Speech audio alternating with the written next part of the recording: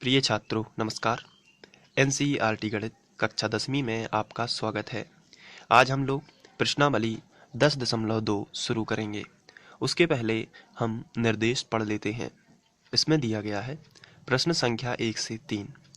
दिए गए प्रश्नों में सही विकल्प चुनिए और उचित कारण दीजिए।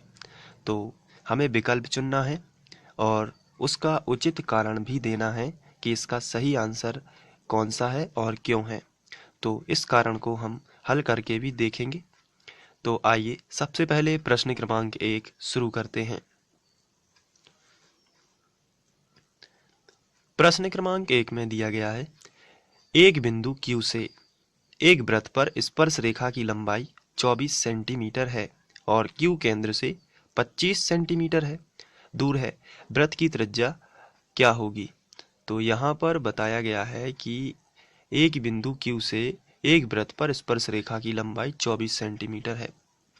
तो यहाँ पर हम मान लेते हैं कि ये एक वृत्त है और क्वेश्चन में दिया गया है एक बिंदु Q से वृत्त पर स्पर्श रेखा की लंबाई 24 है, यानी बाहर वृत्त के बाहर यहाँ पर कोई बिंदु Q है और ये जो बिंदु Q है इससे स्पर्श रेखा की लंबाई 24 सेंटीमीटर है।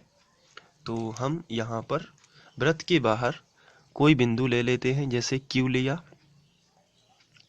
और इस बिंदु Q से हमने वृत्त पर एक स्पर्श रेखा खींची। तो चलिए खींच लेते हैं एक स्पर्श रेखा। तो हमने यहाँ से वृत्त पर एक स्पर्श रेखा खींची इस तरीके से, जहाँ का स्पर्श बिंदु मान के चलिए ये स्पर्श बिंदु है। आगे पढ़ते हैं क्वेश्चन।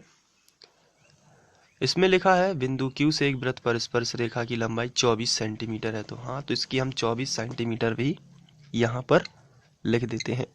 24 सेंटीमीटर, ये जो लंबाई है वो 24 सेंटीमीटर है। साथ में लिखा है और Q केंद्र से 25 सेंटीमीटर दूरी पर है। तो Q जो है वो केंद्र से 25 सेंटीमीटर की दूरी पर है। तो ये वृत्त का केंद्र है O।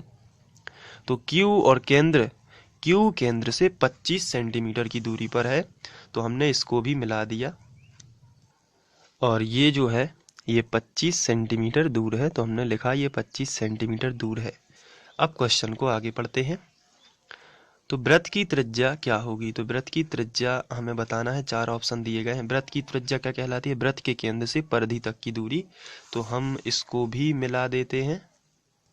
तो जो त्रिज्या है और स्पर्श रेखा दोनों में 90 अंश का रिलेशन होता है। तो यहाँ पर समकोण बनेगा और यहाँ पर हम एक बिंदु दे देते हैं P, जैसे हमने नाम दिया P। तो एक समकोण त्रिभुज बन चुका है POPQ और यहाँ पर ये समकोण है, इसलिए ये हो जाएगा कर्ण। समकोण के सामने की भुजा कर्ण होती है, बाकी ये दोनों लंब और आधार हो जाएंगे। अब इसके बाद हमें यहाँ पर ऑप्शन दिए गए हैं कि 7 सेंटीमीटर, 12 सेंटीमीटर, 15 सेंटीमीटर या 24.5 सेंटीमीटर। तो आइए हम इसको सॉल्व करते हैं। तो समकोण त्रिभुज में जब भी समकोण त्रिभुज बनता है और यदि समकोण त्रिभुज में हमें 2 भुजाएं ज्ञात हों तो हम तीसरी भुजा पाइथागोरस प्रमेय से ज्ञात कर सकते हैं। तो इस समकोण त्रिभुज में हमें ये वाली भुजा और ये वाली दोनों ज्ञात हैं, तो हम तीसरी ज्ञात कर सकते हैं पाइथागोरस प्रमेय लगा के। तो आइए हम लिखते हैं समकोण त्रिभुज OPQ में पाइथागोरस प्रमेय से।